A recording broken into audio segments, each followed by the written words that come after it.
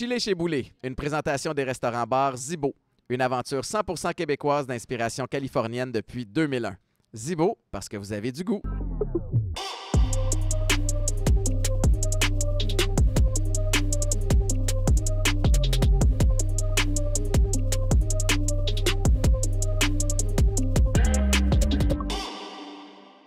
Bienvenue tout le monde à un autre épisode de Chili chez Boulet. Avant de vous présenter mon invité avec qui j'ai bien hâte de jaser, je dois commencer comme toujours par les remerciements. Merci à Éducalcool d'embarquer dans le show. Éducalcool qui nous challenge à nous questionner sur notre rapport avec l'alcool. Fait que c'est fini le temps où ils te disent « Toi, c'est 4 consommations par jour. Toi, t'es une fille, tu en as 3. Je sais même pas si c'était le bon chiffre. Mais ceci dit, juste de se poser la question « Pourquoi j'ai soif? Qu'est-ce qui me donne envie de boire? » Puis des fois, ça te permet de pousser la réflexion un petit peu plus loin. Alors, merci à toute la gang d'Éducalcool. Évidemment, il y a un fit avec mon histoire. Puis merci à Zibo aussi, qui est un des récents partenaires du show aussi. Les restaurants Zibo, on trippe. Moi, manger un petit tartare chez Zibo, ça fait un job en tabarouette. Fait que bien content. Ceci dit, maintenant que les remerciements sont faits, je reçois Sébastien Haché, humoriste et conférencier. Comment vas-tu? Ça va très bien. Vous, mon brave? Ça va bien. Oui, mais ça a été toi le brave un matin là, avec le tunnel. T'habites à 6 km, mais ça a pris 1h30. Oui. Alors, j'attends impatiemment l'invention du jetpack pour que ça aille beaucoup plus vite. Oui, c'est terrible, hein? Ah, c'est horrible. Je veux jamais vivre ça. J'ai spécialement acheté à Montréal, tout près du métro. J'ai payé 100 000 de trop, sûrement. Ben ouais. Juste pour pas avoir à vivre ça tous les matins. Mais ça me fait plaisir de l'avoir fait pour toi. Simon, t'es fin, merci. Ça part. On se touche. On se touche, c'est bon. On pourrait se tenir la main tout le long. Simon, t'es humoriste. Mais tu peux m'appeler Sébastien, c'est correct. Hein? Simon. Sébastien, t'es humoriste depuis longtemps, puis tu roules ta bosse, tu connais Pascal Morissette avec qui je fais de la radio. T'as participé à tous les galas inimaginables, puis là, tu te prépares pour ton 5e one-man show. Ben, je trouve que t'es généreux quand même là, dans tous les galas inimaginables. Ben non, mais comédien, imite. Mais t'en as fait quand même outre-mer aussi, là. Oui, j'ai une grande carrière internationale, mine de rien. Je suis comme le Sugar Sammy des pauvres. Là. Oh shit! Mais ça, c'est vraiment moi qui, quand je vais en voyage, tant que je veux aller voir du stand-up anyway, de quoi ça a de l'air, puis je me dis, je vais essayer de jouer tant qu'à être là, tu sais. Fait que je me suis retrouvé à jouer, j'ai joué à Martinique, j'ai joué à New York, j'ai joué à Paris, j'ai joué à Kuala Lumpur, une grosse carrière. C'est où Kuala Lumpur? C'est en Malaisie. Okay. Je suis en bas de la Thaïlande, en fait, là. Il y a un petit pays, là. J'ai joué là. Puis c'est-tu prévu d'avance, ou t'arrives là, puis t'es un espèce de walk-on? Ou, oui, c'est prévu d'avance, je les contacte, puis mais tu sais, je vais jouer dans des open mic, là, des places où n'importe qui peut jouer, parce que je suis pas assez à l'aise en anglais pour leur dire, you know... je fais ça depuis 15 ans, tu vois, je suis pas capable de le dire en anglais, fait que je fais ça depuis 15 ans, you know. Fait que tu sais, je vais jouer dans les open mic, puis fait que voilà. Puis puncher en anglais versus en français, tu sais, c'est quand même... Ouais, c'est vraiment différent. Tu sais, je me considère parfait bilingue. J'ai étudié 7 ans aux États-Unis, j'ai habité là-bas. Mais même à ça, quand il faut que je donne ma conférence en anglais la semaine prochaine. Puis ça va bien aller, mais c'est pas pareil. Non. Je cherche mes mots un petit peu plus, tu sais. Le rythme est différent. Puis moi, j'aime ça jouer en anglais. Là. Moi, je le fais une fois par année. Là, fait que pour moi, c'est comme si ça comptait pas. Là. C'est comme à côté de la vie. Là, c'est autre chose. Là, c'est ça. C'est un show frimé. C'est ça. Fait que je suis juste dans le plaisir. Puis je m'en sac bien raide. J'ai aucune pression d'être bon ou pas. C'est vraiment juste pour le fun. T'sais. Fait que j'adore ça, jouer en anglais, mais ça me demande trop de préparation, trop d'ouvrage. Fait que je le fais pas souvent. Tu le fais pour le trip, puis ça t'a amené à voyager. En fait, tu as voyagé, puis c'est-tu des voyages qui sont prévus pour ça, ou tu essaies de joindre l'utile à l'agréable un peu? Puis... Je joins l'utile à l'agréable, vraiment, à chaque fois. Je suis pas allé en Asie du Sud-Est juste pour faire 8 minutes là, dans un comédie club ordinaire. Ça aurait pas été le voyage le plus payant. Non. Il payait 25$ quand même. C'était payant au bout. Versus le billet d'avion, c'est vraiment intéressant. Hein? Mais ça doit te faire des belles expériences, pareil. C'est écœurant. C'est écœurant, tu sais. Parce que, tu sais, on dit tout le temps quand tu voyages, ce qui est le fun, c'est de jaser un peu avec les locales, tu sais, comment ils voient ça. Puis, fait que là, je pars avec des humoristes qui, déjà, on a la passion commune de faire rire, tout ça. À Kuala Lumpur, j'étais avec un autre ami humoriste en plus. On est allé manger avec les humoristes de la place après, parle, genre jase. Tu sais, ça nous a fait une super belle soirée. Tu sais. C'était super le fun. Et fun fact, en Malaisie, évidemment, il fait tout le temps 35 degrés là, avec l'humidité. C'est insupportable. Puis un des humoristes là-bas, il m'a tué. Il nous disait pendant qu'on mangeait, il fait « Ah, c'est vraiment plate que je viens de la Malaisie parce que moi, j'adore ça, porter des vestes longues. » C'est ça Son challenge de la vie, c'est lui, il adorait ça, porter des manches longues, mais tu sais, il fait tout le temps 35. Le style vestimentaire, j'avoue que t'es plus limité, tu sais. T'as fait short, gogoon, puis camisole. Mais il était tout habillé en long, là, lui. Là, lui, il adore ça, j'imagine, ne pas se montrer ou je sais pas. Combattre le feu avec le feu. Ça me faisait bien rire. Je le fais pareil. Je le fais pareil. Que lui... C'est comme les ados qui décident que l'hiver, ils mettent des souliers quand même. Ben oui, t'sais. des Converse. Des Converse, y a-tu de quoi? Puis je suis un gars de Converse, by the way. Moi aussi, j'adore ça, mais... il n'y a rien de plus froid que ça l'hiver. Je pense que c'est plus froid que des nu-pieds. Ben oui, parce que ça devient un bloc de glace, la petite semelle. Fait que tu marches littéralement sur de la glace. Parlant d'ado, on en parlait en dehors des ondes tantôt, puis t'es conférencier, tu parles de l'anxiété. Je suis super curieux de t'entendre là-dessus, puis de savoir d'où ça part, puis de connaître ton message, mais tu fais des conférences dans les écoles secondaires. Je confirme. Est-ce que... il y a une belle réponse. C'est reçu comment? Oui, quand même. Là, je chialais un peu là, avant qu'on enregistre parce que les ados sont pas souvent pas bien bons là, pour recevoir ce genre de choses-là. Pour eux, c'est un peu ils le voient souvent comme une période de break. Là, comme, on va chiller pendant 1 heure, alors qu'il y a vraiment de la vraie information à passer là, dans tout ça. T'sais. Ils n'ont pas l'habitude d'assister à une conférence, d'assister à des spectacles. Ils savent comme pas trop comment se tenir, on dirait. Ils savent pas comment se comporter. Fait que, des fois, juste fermer ta gueule. Fais juste t'asseoir puis rien dire. Au pire, écoute pas. Ouais. Mais parle pas par-dessus moi. Puis tu vois, ça, je le dis au début de la conférence. Moi, je dis au pire, si t'écoutes pas, là, je m'en fous, tu sais. Mais là, je leur donne des arguments pour continuer à écouter, tu sais. Puis parce qu'il y a vraiment des bonnes raisons d'écouter parce que c'est super pertinent, évidemment. Là. Mm-hmm. Ben oui. Puis on t'engage où? Si on veut t'engager, vous pouvez me consulter mon site web, sébastienhaché.com. Alors, j'ai choisi quelque chose de très original comme adresse. C'est ce qu'il y a de plus simple pour te retrouver. Mais pour en faire aussi des conférences, j'en fais moins dans les écoles qu'avant, là, mais j'en ai une justement demain. Là, mais c'est toujours un peu plus stressant. Tu sais, dans le temps que je jouais au foot, on dirait que c'était cool parce que là, tu arrivais avec une espèce de wow factor, puis j'avais pas dérapé encore vraiment. Fait que j'avais que des beaux messages.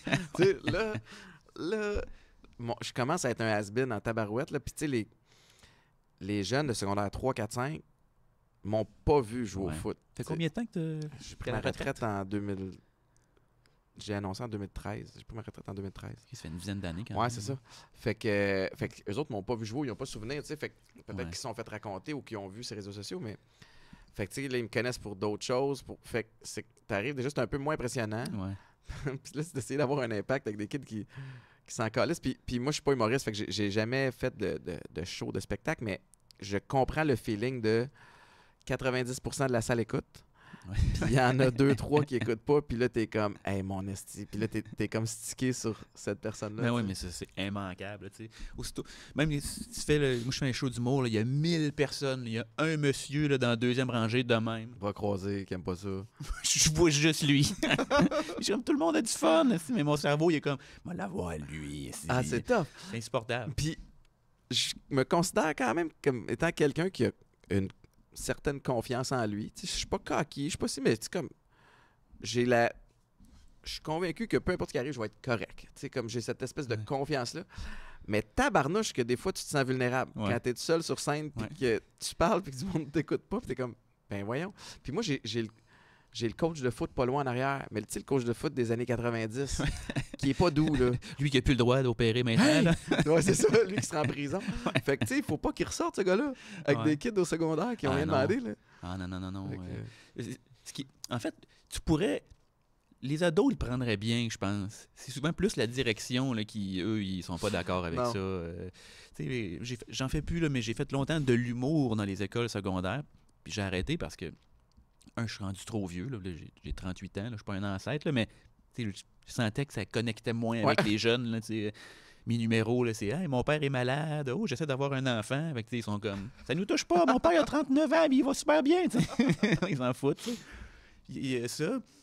Puis aussi, les directions, c'est tellement difficile de gager avec les directions parce qu'il y a des écoles qui s'en foutent, tu pourrais sacrer pratiquement, parler de n'importe quoi. Ils sont comme, oh oui, fais-les rire, on veut juste qu'ils passent un bon moment. Puis t'en as d'autres que tu peux pas parler, tu peux pas faire allusion à une graine, tu peux pas faire, rien, tu peux pas faire... Fait que ça soit slick, faut que tu parles, hey, les tables, tu sais... Je peux imaginer que ces règles-là viennent quand même de... J'ai envie de croire qu'il y a un humoriste qui a comme pas eu de jugement. Ben, ça part de quelque part, ces règles-là. Il y en a plusieurs qui ont eu pas de jugement. Ben oui, il y en a plusieurs qui ont barré des écoles pendant des années, que les écoles voulaient juste plus qu'il y ait des humoristes parce qu'ils s'en foutaient puis ils faisaient n'importe quoi. T'sais. C'est raide. Malheureusement. Fait que tu te retrouves à toujours devoir mettre la ligne le plus bas possible de ce qui est présentable. Fait que des fois... Je faisais des blagues à des jeunes qui s'en foutaient, ils trouvaient ça pas bon, ça les intéressait pas. Puis dans ma tête, je suis juste, dude, j'ai tellement des bonnes jokes là, dans ma poche ici à l'arrière. Je peux pas t'y faire, man. C'est super frustrant. T'es en train de préparer ton 5e one-man show? Ouais, ça paraît bien, un 5e. Mais non, mais c'est hot. Ton 4e, c'est-tu celui que... T'en as un dans ta liste là, que le nom m'a fait rire en tabarouette. C'était-tu 10 ans de carrière? 10 ans de carrière, toujours un side job? Ouais, 10 ans de carrière, toujours un side job. C'était un show sur l'échec, grosso modo. Le titre était assez révélateur. Puis c'est en 2018, ça faisait 10 ans que j'avais fini l'école. Puis théoriquement, j'avais encore un side job. Fait que j'ai appelé ça 10 ans de carrière, toujours un side job. C'est un show sur l'échec où je parlais de tout plein d'échecs que j'avais eus, dont ma carrière, là, principalement, que je considérais comme un échec à ce moment-là, parce que c'était pour le spectacle, là, mais je veux dire, je disais j'avais un side job, mais je travaillais une journée par mois juste pour dire là, que je le gardais. Là. Et d'ailleurs, ils m'ont mis subtilement à la porte après. Oh shit! C'était quoi ta job? Je travaillais chez Desjardins. J'étais caissier chez Desjardins. Alors, déjà là, de moins en moins. Là. Ben c'est ça, ce travail-là existe de moins en moins. Puis les gens qui vont là, au comptoir à la caisse, là, tu remarqueras, c'est des vieux, des gens bizarres, puis des vieux bizarres. C'est une clientèle assez spéciale. Des gens qui ont besoin d'accompagnement dans l'ère numérique. Ouais. Puis j'ai compris, là, dans le sens où la petite madame de 80... Elle s'en fout, là. Puis tu enseignes, ça se peut qu'elle l'oublie le lendemain. Fait que ça prend encore quelques caissiers, mais je peux comprendre qu'on réduise les heures d'ouverture. Oui. Puis, en fait, c'est ça. Je travaillais pour une agence qui me faisait faire du remplacement là, chez Desjardins, en fait. Puis, ça faisait 6 ans que je travaillais là. Puis, à un moment donné, au mois de mai, je pense, il m'a envoyé mon 4 %. J'ai fait, j'ai appelé, je suis dehors ou... Ah non, c'est ta paie de vacances, tu sais. Puis je fait, ça fait 6 ans, puis j'ai jamais reçu ça. Ben oui. Pourquoi là, vous me l'avez envoyé cette année? Oh non, c'est pas ça. Je suis OK, parfait. Elle fait, by the way, t'as 23 formations de pas faites, tu sais, parce que je n'étais pas un très bon employé, tu sais. Je faisais pas les formations parce que... Étaient-tu obligatoires, ces formations-là? Ben oui, c'est ça. 23, c'est sûr, arrête la ouais, c'est ça paraissait mal de faire... Mais tu sais, c'était toujours des formations ridicules là, sur Internet là, que tu faisais, là, genre un membre vient, il est fâché, qu'est-ce que vous faites? Vous pratiquez une écoute active, B, vous chiez sur le comptoir, ou C, vous vous enfuyez. C'est niaiseux, fait que je les faisais pas, j'étais bon pareil là, dans mon travail. Mais à un moment donné, ça m'a dit à ce moment-là, non, là, tu peux plus travailler, il faut que tu les fasses, puis après ça, tu pourras en travailler. Je fais, OK, c'est cool, je vais prendre tout le mois off, puis je vais faire ça tranquillement chez nous. T'sais. Fait que je fais ça. Au mois de juin, je recommence à travailler. Tu as fait les 23 formations? J'ai fait les 23 formations. Ça, bravo. Ouais, c'est long, là, parce que c'est plein de vidéos que tu peux pas skipper. Tu es obligé de tout regarder. Tu peux juste les jouer puis pas être devant la caméra, genre? Ou ils ont des systèmes pour savoir si tu es encore en train d'écouter activement? Je pense pas qu'il y avait des systèmes parce que je faisais vraiment autre chose en même temps. Fait qu'ils devaient me voir dans la caméra, genre, partir, revenir. Je pense pas qu'il y avait de système. OK. Fait que j'ai fait les 23 formations. Je me suis mis disponible le mois d'après. J'ai travaillé une journée. J'ai haï ça. Je me suis vraiment fait chier. Puis j'ai fait, hey, j'ai-tu besoin vraiment de faire ça? Puis là, j'ai sacré mon camp. Je suis parti. Puis ils m'ont renvoyé un autre 4 % pour la seule journée que j'avais travaillé, qui était genre 3 cents. C'était ridicule. Fait qu'ils m'ont comme poussé tranquillement vers la sortie. Je pense qu'ils voulaient que je m'en aille. C'est ça qui est arrivé. Puis là, depuis, c'est fini les side jobs? Là? Non, maintenant, je suis grand. Je suis autonome. C'était-tu la première fois que tu te faisais congédier? Je pense que oui. Ouais. C'est raide de se faire congédier. Ben, oui puis non, là, tu sais, je pense qu'ils sentaient que je voulais m'en aller depuis longtemps. Ça faisait comme 3-4 ans que je travaillais genre une journée par mois, là, tu sais, fait que pour eux, sûrement que j'étais un boulet, là, tu sais, c'est plus compliqué, là, de faire de la paperasse pour me faire des payes puis tout ça, là, tu sais, pour ce que je rapportais, là, tu sais, fait que... Mais non, j'ai pas trouvé ça trop pire. parce que je voulais m'en aller, puis inconsciemment, je pense que j'étais déjà parti. T'étais rendu là. C'est-tu tough, tu sais, parce que t'as commencé en 2008 à faire de l'humour? Ouais, j'ai gradué l'école en 2008. L'École nationale de l'humour en 2008. Puis là, tu sais, tu veux faire carrière, gagner ta vie à temps plein avec ça. Ouais. T'as comme des croûtes à manger. Puis là, j'imagine que tu acceptes plein de gigs. Puis la manière tu veux transitionner à plus accepter plein de gigs, mais juste accepter les bons. Tu sais, parle-moi de cette espèce de processus-là. Mais ça, c'est difficile parce que ce qui fait que tu peux dire non à certaines gigs, c'est quand tu as de l'argent un peu, tu sais. Ben oui. Parce qu'à un moment, au début, quand tu as besoin d'argent, tu fais aller à Québec pour 50$.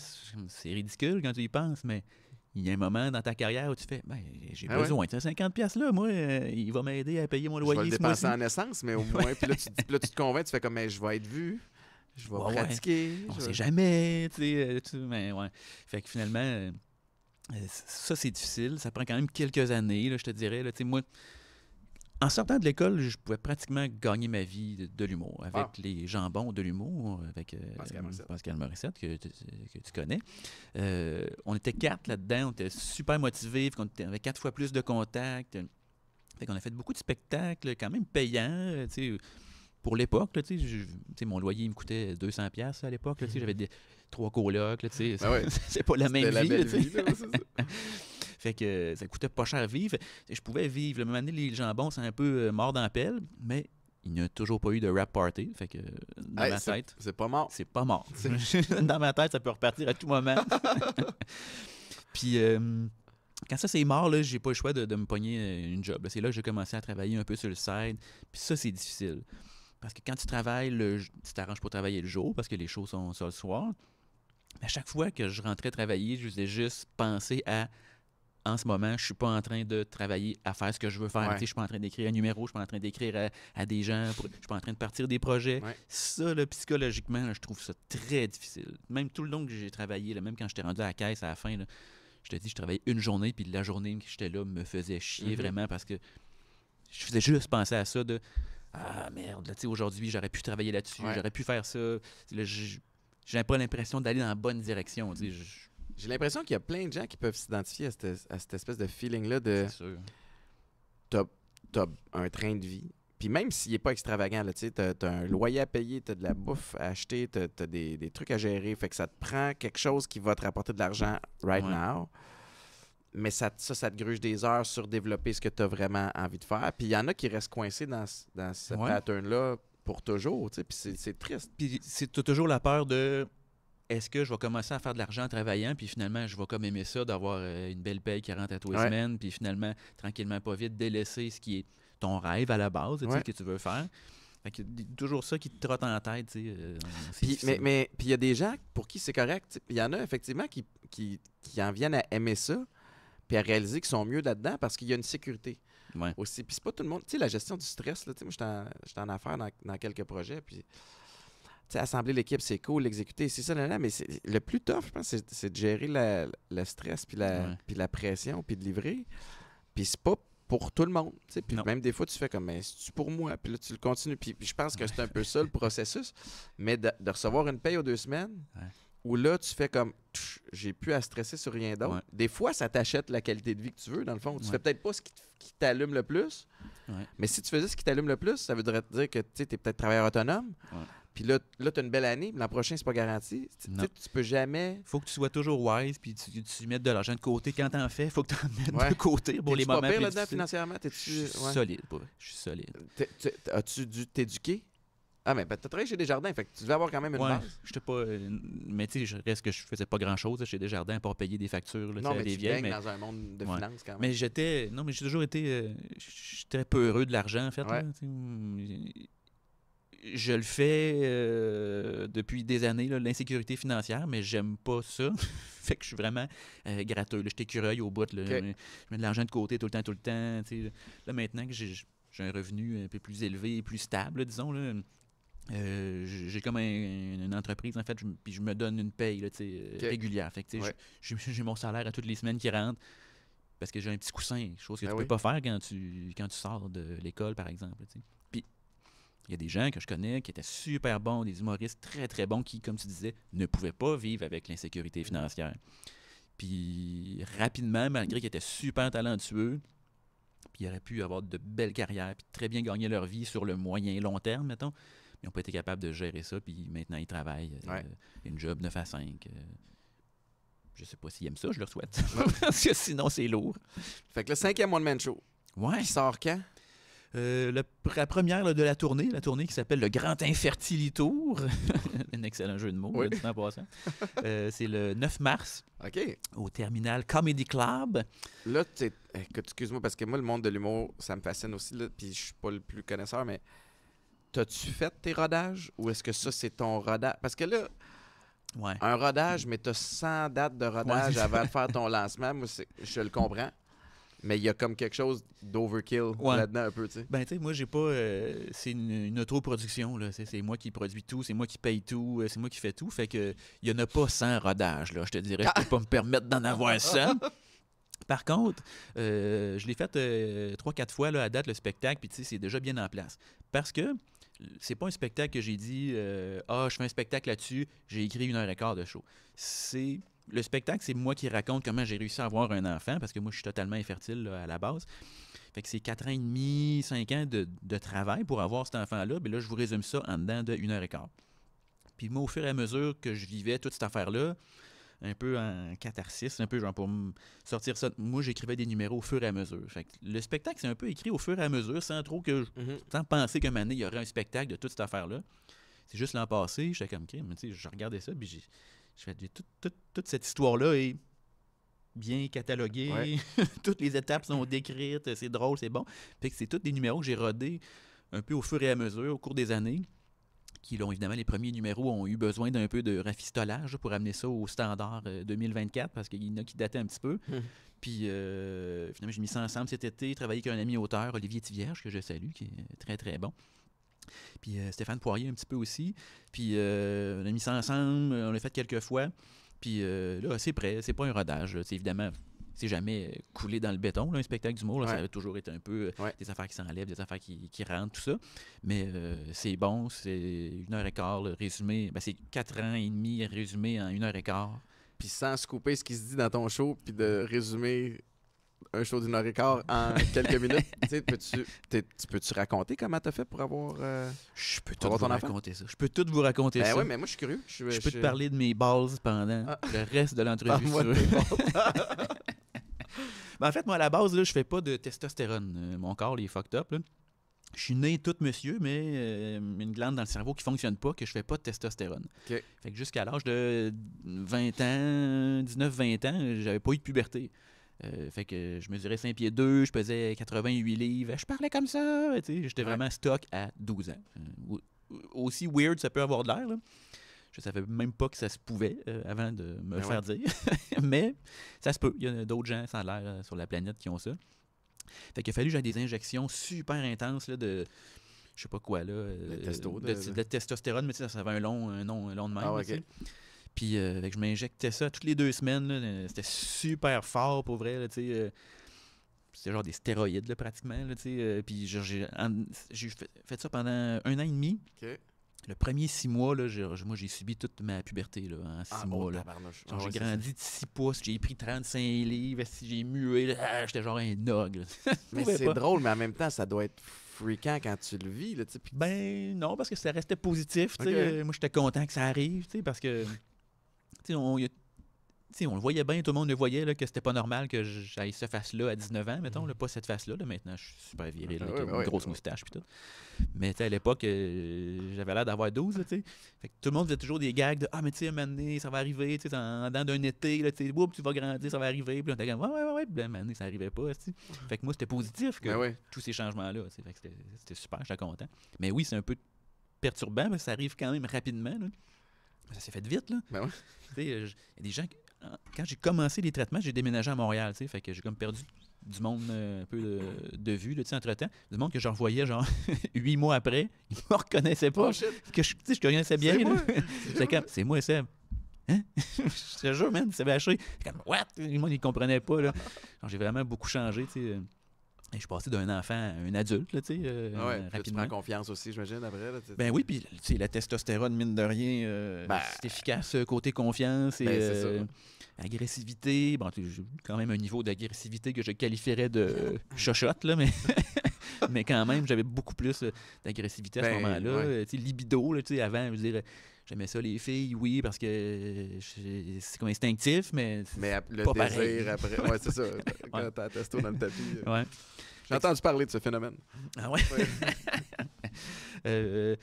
Fait que ça, cette affaire-là, ça m'a fait devenir un monsieur, mais ça aurait pu me faire une spermogénèse qui est faire des spermatozoïdes, mais non. Ça dépend un peu de chaque personne. Puis, fait que quand j'ai voulu, là, bon, fin vingtaine, là, commencer à penser à avoir des enfants, il a fallu que je passe des spermogrammes, tout ça, pour vérifier, puis j'étais à zéro. Là. Il n'y avait aucun spermatozoïde. Là, la seule propriété de mon sperme, c'est d'être dégueulasse et d'être super collant. Il n'y a pas le côté positif. Il n'y a pas le côté positif. C'est juste pas le fun, cette affaire-là. Fait que là, je suis allé voir un médecin là, chez Procréa, tout ça. Ouais. Fait que là, je commençais à m'injecter des affaires à tous les 2 jours dans Beden. Puis là, il a fallu faire beaucoup de tests pour trouver comment ça... le bon produit, le bon mélange. Après ça, on a intégré un autre produit. Est-ce que dans ça le marchait but de créer des spermatozoïdes. Ouais. Fait qu'il y avait une possibilité quand même. Oui, il y avait une possibilité. Fou, le médecin, si je ne me trompe pas, il me disait qu'il y avait 85 ou 75% des chances que ça fonctionne. Fait que c'était quand même positif. Ça a pris un genre de, je pense, 3 ans et demi avant de trouver la bonne recette puis pour que ça fonctionne puis d'avoir des spermatozoïdes en quantité normale là, pour être considéré fertile. Puis après ça, on a fait des inséminations. On a fait 6 inséminations, je crois. Puis la 6e, ça a fonctionné. Fait que, je suis maintenant le papa d'un petit garçon de 1 an et demi. Bravo! Il s'appelle Théodore. Je le salue. Il comprend rien, mais je le salue. Dans quelques années, ils vont regarder. Non, mais c'est une belle histoire. Puis ça doit être excitant de savoir que l'avancement médical fait en sorte qu'il y a des pistes de solutions, il y a des options. C'est incroyable. Tu sais, moi, si j'étais là, un roi à l'époque médiévale, là, j'en aurais fait couper là, des têtes de reine. Vous n'êtes pas capable de me donner un héritier mort. T'aurais fait voler des bébés. T'aurais faké un bébé. Peut-être. Mais tu sais, sûrement qu'elle m'aurait trompé avec mon premier chevalier, une affaire de même. Ça serait le tien, mais ses papiers, ça serait le tien. Là. Ouais, mais il n'y aura pas de papier à cette époque-là. mais dis-moi, tu sais, 3 ans et demi quand même, tu perds-tu confiance en cours de route? Tu sais, parce que ça coûte des sous aussi, tout ça. Là. Fait que là, tu fais comme, mais shit, ça vaut-tu la peine? Ben, l'argent, là, à la base, c'est un enjeu là, dans ce genre d'affaires-là. Ben là, oui. Moi, j'étais chanceux parce que ce que je m'injectais puis tout ça, là, c'était couvert par l'assurance médicaments en bonne partie, je pense 80%, mais sinon, c'était impossible pour moi. Là, c'est une affaire qui coûte 3000$ par mois à peu près. Là. Fait que tu comprends, j'ai pas 3000$ par mois là, à mettre là-dessus. Je sais même pas si ça va marcher. Ouais. Mais c'était couvert, fait que c'était correct. Mais c'était couvert juste pendant 2 ans. Après ça, à chaque fois, il fallait faire une demande. Fait que le médecin remplisse une affaire, qu'il l'envoie, puis que là, le gouvernement étudie ça pour faire oui, OK. Puis là, il me l'autorisait pour une autre année. Mais c'est supposé être juste 2 ans, mais finalement, moi, j'ai été 4 ans. Je sais pas, peut-être que je suis pas supposé en parler. Ils ont peut-être fait une erreur. Mais non, mais tant mieux, tu sais. Fait que... Ouais, moi, je suis super content. Mais oui, effectivement, tu perds confiance à un moment donné, tu sais, quand ça marche pas, surtout pendant les inséminations, en fait, là, tu sais. Parce que là, on avait comme eu l'espèce de high de « Ouh, OK, je suis fertile. » Puis là, on essaye naturellement pendant un bout, ça marche pas. Fait des inséminations. Là, ma blonde, c'est quand même exigeant pour elle aussi. Là, de faire ça. Elle aussi, il faut qu'elle s'injecte des trucs là, pour ovuler au bon moment. Puis c'est un gros commitment envers toi aussi, de sa part. Oui. Parce qu'elle aurait pu me domper quand elle l'a su que j'étais infertile. Là. Il y a une de ses collègues de travail qui avait fait « En tout cas, t'es chanceuse que tu restes avec parce que moi, je l'aurais dompé. » Thanks. Merci, Ginette. Oui, mais grâce à cette fille-là, je l'ai demandé en mariage, ma blonde, finalement. Fait que je me suis dit, crime, c'est hot, elle part pas. OK. Fait que faut que je l'implique. Faut que je la barre à quelque part. Faut que je l'attache. Fait que ma façon de l'attacher, ça a été de la marier. Fait que oui, non, c'est surtout les inséminations qui sont difficiles parce que la première, je pense qu'on doit tout avoir passé là-dedans. Là, on est naïf au bout. On est comme, yes, on y va. Demain, on est enceinte. Là, c'est comme, wouh! Alors que ça reste un taux de réussite, somme toute faible. Puis là, évidemment, ça marche pas. Avec là, ah, fuck, ça n'a pas marché. Fait que là, il faut t'attendre un autre mois, tu sais, parce que les madames, ils ovulent pas sur commande, tu comprends? Non, c'est ça. Fait que là, la fois d'après, c'est OK, on y va, yes! Là, ça marche pas. Ça, c'est difficile. Ouais. Pendant plusieurs années. Ben, les inséminations, c'est peut-être sur un an. Là, sur un an. Tu sais, puis après ça, c'est parce que ça te fait beaucoup, pour toi et ta blonde, beaucoup de stress. Tu sais, moi, je pense juste aux grossesses, puis à mes enfants, aux grossesses des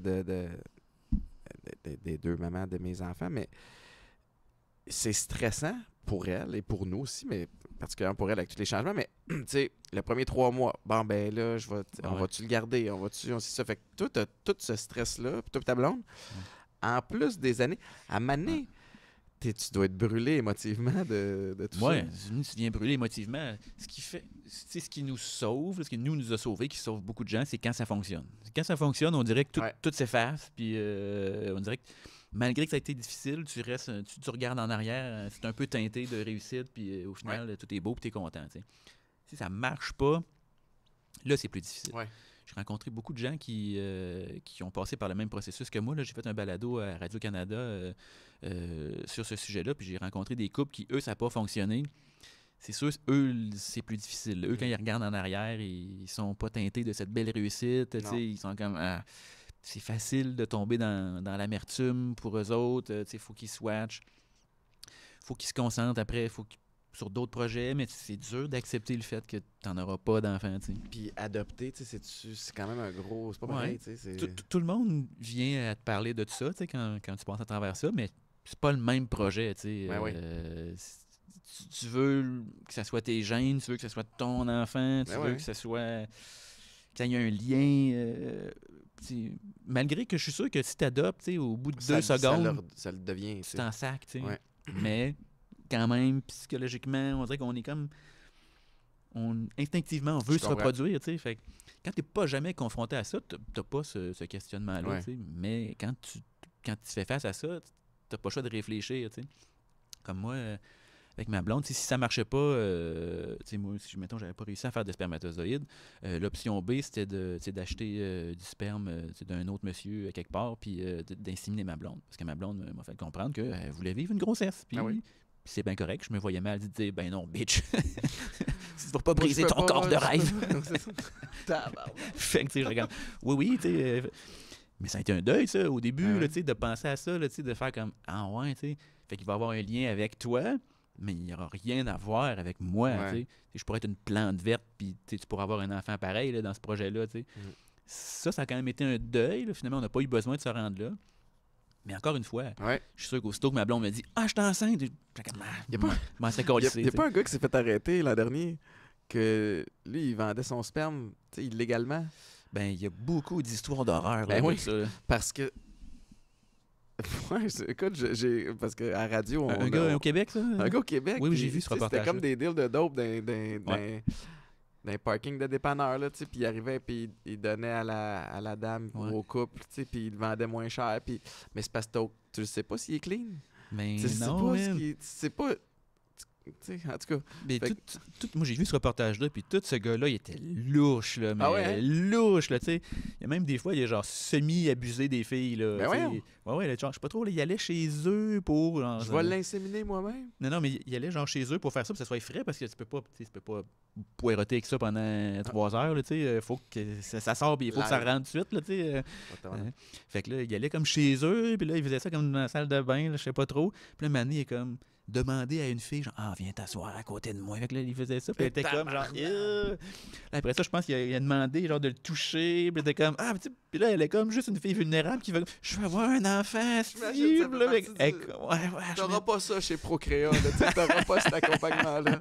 C'est pas aussi personnalisé, tabarnouche. Mais il y a plusieurs médecins, ben là, je dis plusieurs, c'est arrivé là, dans le temps, là, dans les cliniques, là, pas chez Procréa, du moins je sais pas, là, mais aux États-Unis, puis des cliniques partout dans le monde, que c'est arrivé que le médecin, finalement, il inséminait avec son sperme, alors qu'il était supposé inséminer avec, mettons, le sperme du futur papa, moi. Lui, il regardait ça là, dans le microscope, il disait comme, non, ça marche pas, fait que là, il mettait son sperme dans madame. Mais voyons, tabarnak! Fucked up, hein? Genre, j'ai vu, je pense que c'est sur Netflix, j'ai vu ça, là, puis C'est genre un médecin, là, quelque part, là, qui a enfanté, genre, je sais pas, des dizaines et des dizaines d'enfants. Une espèce de power trip, là, de vouloir se... Mais c'est sûr que c'est un peu un power trip, là, de dude, là, qui fait comme moi, je suis parfait, là, tu sais. Mais là, ça devient fucké parce que, à partir du moment où tu engages, Johnny qui vient te chercher dans un parking qui te donne l'éprouvettes, tu le sais que c'est un peu louche. Tu prends pour acquis. Ça se peut qu'il y ait des petites affaires bizarres, tu sais. Ouais. Mais quand tu t'envoies à une clinique puis c'est le médecin qui le fait by the book avec le protocole, ben là, t'es comme ta confiance au système est un peu brisée. Là. Ben là, je sais pas, c'est fucked up. En plus, aussi, là, je parle un peu à travers mon chapeau, mais je pense qu'ils s'en ont rendu compte parce qu'à un moment donné, il y a 2 personnes qui ont commencé à sortir ensemble et ils se sont rendus compte qu'ils étaient genre frères et sœurs. Oh fuck. Lui, il s'est fait avoir par Ancestry.com. Une affaire de même, ouais. C'est fucked up, hein? Ah, c'est horrible, horrible. Puis c'est horrible Puis je ris, mais tu t'en parlais, tu penses que t'es le père. Ouais. Puis finalement, you are not the Ouais. father. C'est un épisode de The Maury Show. Ben... ouais. Puis c'est fucked up, tu sais, pour toi, mettons, mais t'es un adulte, mettons, j'imagine que c'était plus facile de vivre avec ça, mais mettons, là, t'as un enfant, là, imagines-tu, toute ta vie, tu penses que ce monsieur-là, c'est ton père. Ça reste ton père, là, c'est lui qui t'a chicané, c'est lui qui a ramassé ton caca, ouais. je dis, mais techniquement, c'est le docteur là-bas qui est ton papa. Fucked up, hein, c'est sûr qu'il... J'espère qu'ils l'apprennent pas quand c'est des enfants parce qu'ils doivent être brisés. Là, c'est clair. Tabarouette. Ceci dit, fait, est-ce que, sachant tout le processus, puis sachant que ça a bien fini, arrêtez-vous à un enfant? Ou tu sais, puis dans le sens où tu n'as pas besoin Arrête de partager de mettre ça. la pression. Non, mais c'est sûr, là, je sais que c'est pas... Mais c'est-tu quelque chose qui... C'est-tu un processus qui vous tenterait de refaire? Là, il y a 1 an et demi, là, fait que là, on n'est pas encore décidé. Ouais. On est encore au moment où on fait... pas sûr. On repousse encore le... Parce que la game change, hein? Parce que quand premièrement, tu sais, là, vous êtes en supériorité numérique. c'est exactement le terme qu'on utilise. Oui. Après ça, ben, ça devient du 2 contre 2. Ouais. L'infériorité est quelque chose. Ben, c'est sûr qu'on ne se rendra pas à 3. Parce que 3 enfants, la température ressentie, c'est pas 3 enfants. Tu sais, un enfant, c'est un enfant. Ouais. 2 enfants, c'est 2 enfants, mais à partir de 3, c'est exponentiel. Là. À partir de 3, tu tombes à 5. Là. C'est une minivan, là, rendu là. Mais en fait, ça dépend. La température augmente dépendant à quel point leur âge est rapproché. T'sais, nous autres, à la maison... Combien, toi? Nous autres, on a 4 à 2. Fait que moi, j'ai un garçon aux États-Unis d'une autre union qui va avoir 13 ans cette année. Aiden, le fils à ma blonde, puis à Guillaume ici de la Poche Bleue, 15 ans. Ma grande a 9 ans, puis la petite a 4 ans. Fait que, mettons, à temps plein à la maison, 15 ans, 9 ans, 4 ans. Ouais. C'est pas la même game. C'est pas la même gestion. Tu sais, fait que c'est drôle parce que j'étais un peu excité parce que demain, puis là, je sais pas quand est-ce que cet épisode-là va publier, mais en date d'aujourd'hui, quand vous m'entendez dire ces mots, demain. Ben, c'est pas vrai, c'est tantôt, cet après-midi. Bravo, Poulet. Trop de quoi à la tête. Mais Maïka part avec les 3 en Floride pour 9 jours. Oh! Puis t'es un bachelor. Il y a une partie de moi qui fait comme oh shit, elle est bonne. Mais tu sais, ses parents sont là-bas, puis son père et sa blonde sont là-bas. Mais c'est comme elle a 3 enfants, 3 gestions différentes à faire toute seule. Chapeau. Mais la plus grande partie de moi est fucking excitée. Je les aime, mes enfants, mais je te dis, je me suis couché hier en me disant j'ai peur de passer à côté de ces 9 jours-là. Parce qu'il faut que je travaille, j'ai encore d'autres affaires à faire, mais je me dis, il faut que je me fasse une liste, une espèce de checklist de trucs que j'ai envie de faire. Puis comme, OK, fumer des cigares, dormir sur le divan. Mais puis ce qui est hot là-dedans, c'est que je réalise que je vais vivre la vie d'un bachelor pendant 9 jours, mais que maintenant, j'ai du adult money. c'est le meilleur des 2 mondes parce que c'est temporaire. Je pense pas que je serais bon, mais l'espace de pied carré de la maison va rétrécir. J'ai pas besoin d'un salon et d'une chambre à coucher. Comme, je peux le faire tout à même. Tout faire ça dans la même pièce.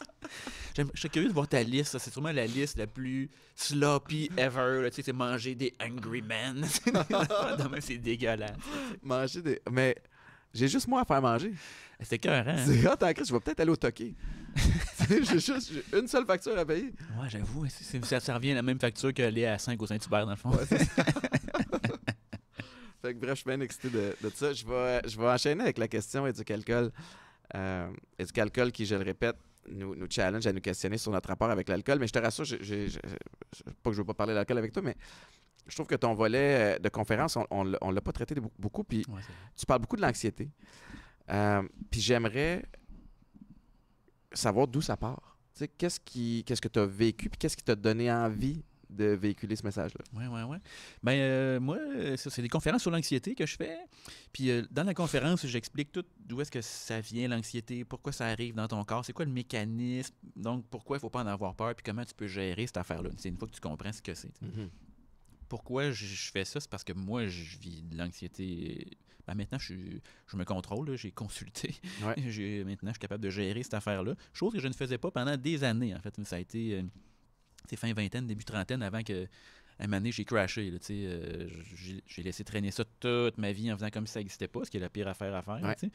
Puis, un moment donné, j'ai crashé. Là, pendant tout un mois, là, genre, je dormais pas, j'avais des nuits blanches, anxiété dans le tapis, j'étais pas capable de me concentrer, j'étais constamment étourdi parce que je respirais super mal. Puis, anxiété, est-ce qu'il y a cause à effet? T'sais, parce qu'il y en a un des deux, il y a stress et anxiété, ou en tout cas, anxiété, il y en a un qui est comme non fondé, dans le sens où il n'y a pas rien qui crée ton anxiété. Oui, c'est que le stress, c'est avoir peur d'un danger qui est concret. C'est vraiment concret, c'est le mot-clé. C'est-à-dire, tu vois quelqu'un de menaçant qui vient vers toi avec un couteau, le stress embarque. Ça, c'est normal, c'est face à quelque chose de concret. L'anxiété, c'est anticiper un danger. C'est toujours en train d'imaginer le pire qui pourrait arriver.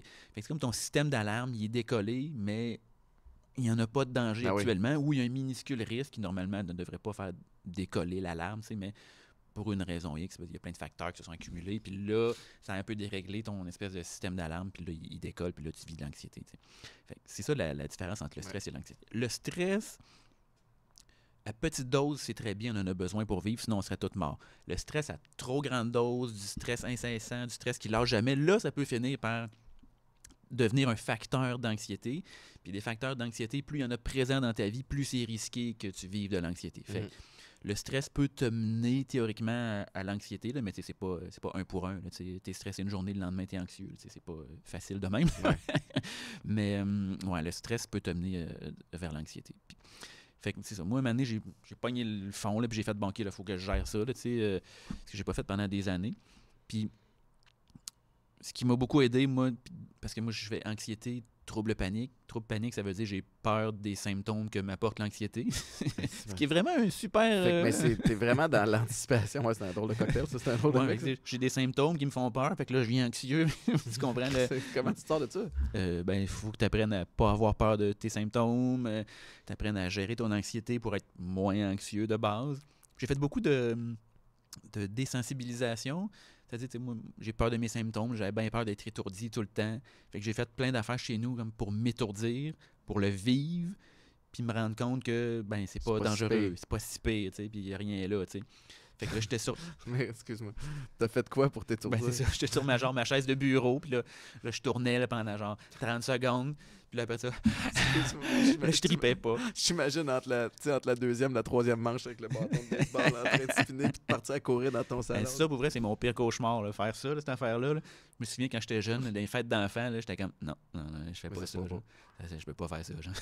Moi, même à date d'aujourd'hui, c'est inconcevable que je puisse faire ça. J'ai eu les coups à la tête, les commotions. Ah ouais, hein? Moi, si je me shake la tête trop vite, je deviens, tu sais, j'ai comme à ce point-là? Ouais, j'étais un peu plus fragile. Là. J'exagère en me shaking la tête, mais tu sais, on avait un Yorkshire une année, puis je me suis penché pour attacher mon soulier, puis il a sauté. Un Yorkshire, tu sais.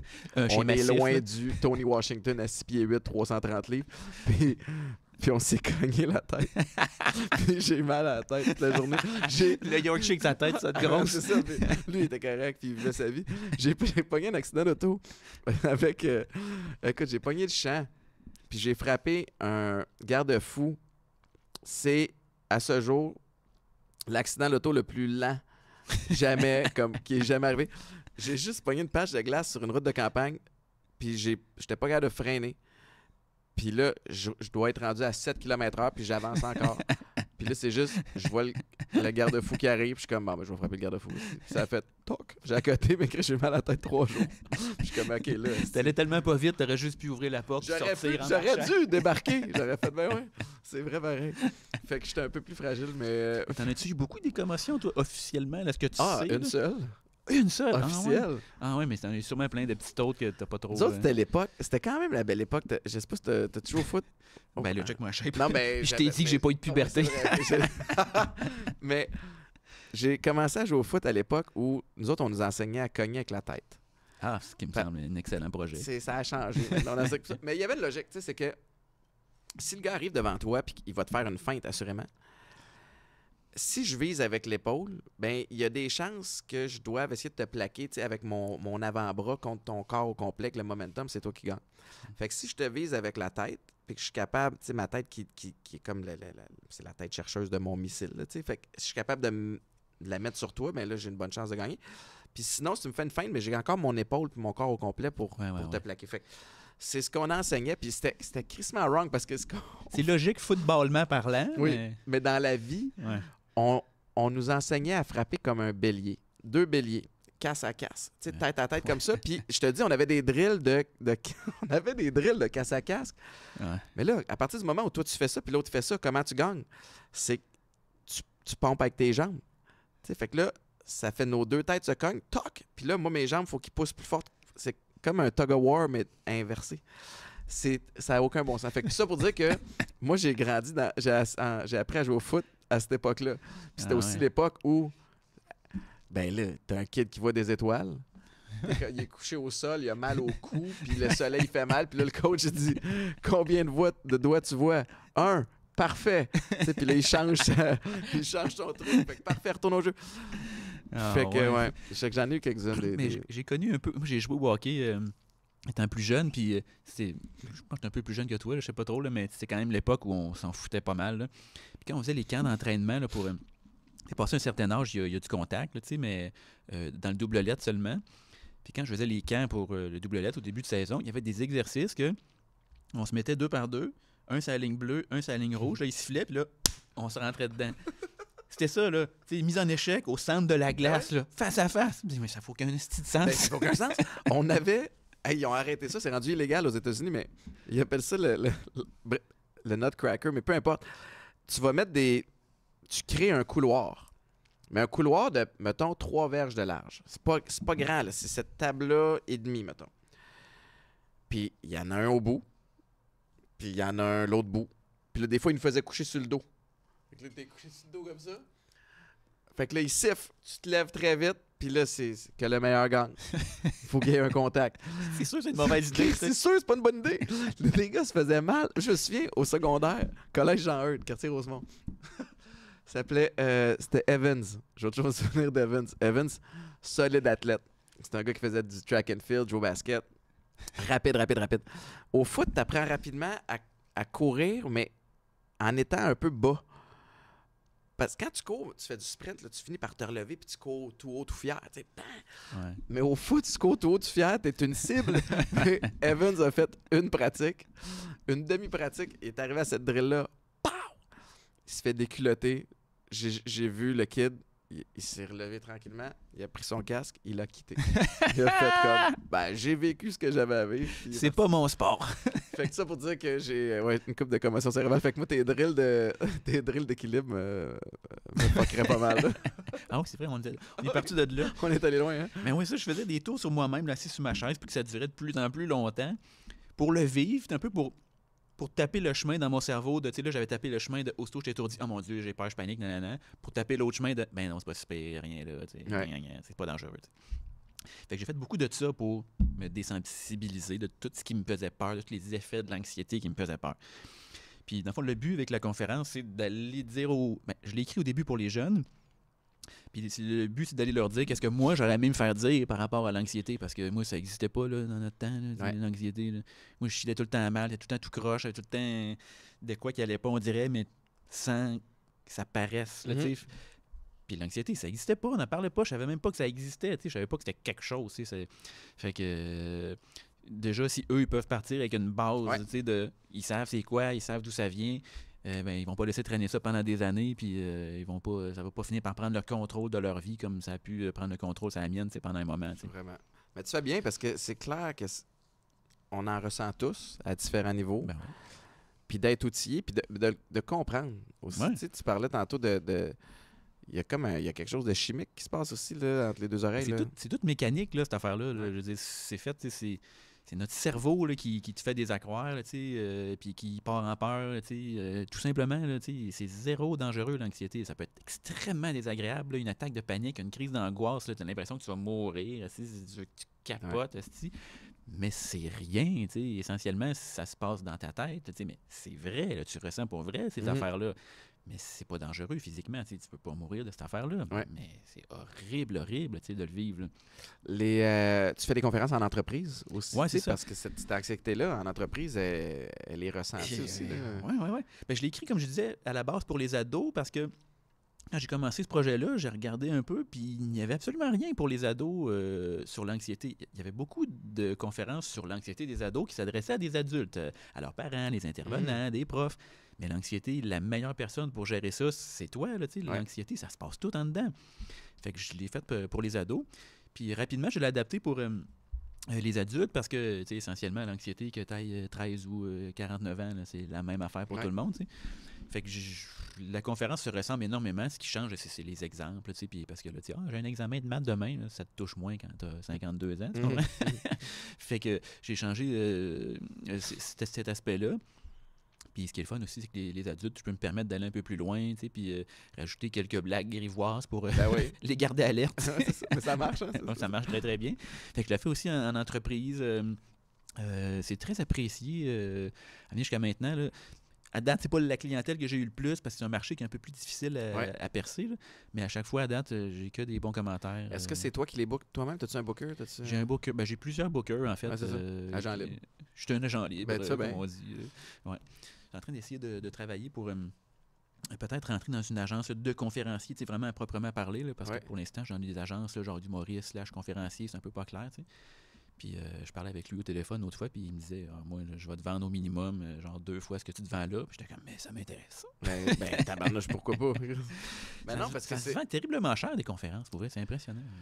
Ben oui, mais il y a un besoin. Il y a un besoin pour ça. Puis si tu es capable d'avoir une conférence qui a un réel impact, puis ouais. C'est drôle, hein, parce qu'il y en a de toutes sortes. Puis moi, j'adore en écouter d'autres. Puis j'aime aussi écouter des extraits de conférences. Il faut que tu trouves le moyen, d'avoir l'attention de la personne, mais qu'elle puisse repartir avec quelque chose. T'sais. Puis je pense que tu es peut-être dans le même bateau que moi. Moi, quand je donne mes conférences, je suis pas un expert, je suis pas un thérapeute, je suis pas un psychologue. J'ai une feuille de route, moi, je te la partage. Puis je vais te parler de mes bons coups. Je vais parler de mes moins bons coups aussi, des trucs que j'ai honte. Je vais le faire avec le plus de franchise possible. Puis à partir de là, toi, si tu es capable de repartir avec de quoi que tu peux appliquer à ta réalité, tant mieux. Mais je me sens pas équipé pour t'outiller toi. C'est dans le sens où... Puis je reçois des beaux témoignages, mais je ramène toujours ça à ce que je connais, puis c'est mon histoire à moi. Puis ce que j'ai essayé qui a fonctionné versus ce qui n'a pas fonctionné. Puis là, je me retrouve dans un terrain de jeu que je contrôle, puis je me mets pas non plus... Je mets personne à risque d'essayer de quoi. Mais non, si tu veux pas faire ça. C'est Boulay qui m'a dit de faire ça. Boulay, qu'est-ce qu'il en sait? Il n'est pas psychologue. T'sais. Il a déjà eu mal à la tête parce qu'il s'est cogné avec un Yorkshire. C'est ça. Il m'a dit saute en bungee, tu vas voir, ça va être révélateur. Mais fait que moi, c'est un petit peu ça mon pattern. Mais je t'avoue que je me suis challengé à faire comment je pourrais amener ça plus loin. Parce que je suis pas des affaires de motivation. Tant mieux si ça te motive. La motivation, c'est passager de toute façon. Là. Mais tu sais, c'est peut-être plus des prises de conscience. Ouais. Puis des affaires... tu parles d'anxiété. Moi, j'avais eu justement, après une commotion cérébrale, des symptômes d'anxiété puis de panique. Puis j'ai jamais su comment gérer parce que j'avais jamais vécu ça. J'avais ressenti de la pression puis des moments stressants. Mais c'était gérable. Puis là, avec la commotion, avec la consommation, avec ça, là, c'était comme... Ça se pouvait plus. Puis moi, ça partait de là. Ça partait de pas être bien entre les deux oreilles. T'sais. Mais d'avoir été peut-être outillé, j'aurais peut-être pu mieux comprendre. Ou à tout le moins, que quelqu'un m'explique, hey, il y a ça qui se passe présentement, puis by the way, c'est normal. Puis by the way, ça fait pas de toi une bitch. Tu comprends? T'es encore un gars mâle, là, boulé, là, même si tu vis de l'anxiété. Il y a cette espèce de, chez les hommes, cette espèce de pattern-là. Fait que des fois, tu veux pas parler d'anxiété parce que tu veux pas avoir l'air d'une chochotte, puis c'est fucking wrong, là, by the way. Ouais. Puis, ça n'a rien à voir que tu sois un gars, tu sois une fille. Si ton cerveau, lui, il sait pas, lui. Tu as le droit d'être stressé. C'est comme shit happens, puis c'est pas obligé de te définir non plus. Mais je te trouve bon, bravo de véhiculer ce message-là. J'encourage les gens à aller sur ton site web. pour. Moi, ce que j'aime bien faire, là, si tu disais, là, tu veux que ça soit pertinent et que les gens y repartent avec quelque chose, moi, ça s'exprime beaucoup par. Je leur laisse des images claires et fortes, souvent un peu rigolotes, pour retenir des concepts assez abstraits, parce que l'anxiété, c'est somme toute bien abstrait. Là. Je leur laisse. Par exemple, je dis. Quand tu as de quoi à l'intérieur, il faut que tu puisses nommer tes émotions. Puis il faut que tu les nommes le plus rapidement possible. Mais là, je fais le parallèle avec un vieux restant de spaghetti dans le frigo. Il faut que tu le sortes le plus vite possible parce que sinon, ça se transforme en plein de merde. Puis là, je fais comme une histoire avec ça. C'est bien rigolo, puis on rigole. T'sais. Mais ça, les gens, ils s'en souviennent. Ah oui. Mais si je leur avais juste dit, faut que tu nommes tes émotions, il faut que tu sortes le plus vite possible, ils font, oui, absolument, c'est pertinent, mais. Mais c'est vrai, parce que ton spaghetti, il va. Il devient dégueulasse. Ça va puer partout dans le frigo. Là. C'est ça. C'est drôle. C'est bon. J'essaie de laisser beaucoup des images comme ça, puis ça, c'est très efficace. Ouais. C'est bon, je vais essayer de. Prends ça en note. Ton cerveau, c'est comme un spaghetti. Non, Étienne, c'est pas ça que t'as dit. Puis tu peux faire d'autres affaires. Là. Sébastien, merci infiniment. Super belle jasette. Ça fait déjà presque 1 heure. Les gens peuvent te suivre sur ton site web, les réseaux sociaux, évidemment. Facebook, MySpace, Do You Look Good, Caramel. Et puis sur ICQ aussi. Oui, absolument. Disponible là-dessus. Non, mais Facebook. Caramel. Instagram. J'ai pas connu Caramel. T'as pas connu Caramel? C'était quoi Caramel? C'était comme un peu avant Hotmail. Je pense que c'était une boîte. Ben, c'était des courriels. Là. Do You Look Good? Est-ce que c'était wrong? Ouais, c'est ça. C'est pas au standard 2024 là, de dire qu'une fille, toi, t'es un 2. Puis souvent, ceux qui commentaient ça, c'était des 2 autres avec. C'était pas les plus beaux. Là, ceux qui commentent ça, c'est rare. T'avais combien, toi, sur Do You Look Good? Je pense pas que j'étais inscrit parce que moi, j'étais. Do You Look Good, c'était québécois, non? Je sais pas. Moi, j'ai été aux States longtemps, mais je pense quand je suis revenu aux Alouettes en 2006, c'était ça à la fin. Ouais, c'était fini. Ouais, c'était ça à la fin, là, déjà. Là, ouais. Facebook avait commencé, c'était pas évidemment populaire comme celui aujourd'hui, mais. Bref, Sébastien, merci infiniment. On te souhaite tout le succès du monde avec ton one-man. Le 9 mars. Oui, le 9 mars. Puis après ça, je suis partout au Québec. Je me promène j'ai des dates jusqu'au mois de décembre 2024. Good luck. Puis je vais dire à Pascal Morissette que tu le salues. Merci de t'être déplacé. Je te souhaite un retour plus smooth que ton arrivée. Merci à tout le monde d'avoir écouté l'épisode. Je vous encourage à aller vous abonner aux réseaux sociaux et au site web de Sébastien Haché. Puis merci à Zibo, merci à Éducalcool encore une fois d'être partenaire de l'émission puis de permettre des belles jasettes comme celle-ci. On se retrouve la semaine prochaine. Ciao, bye!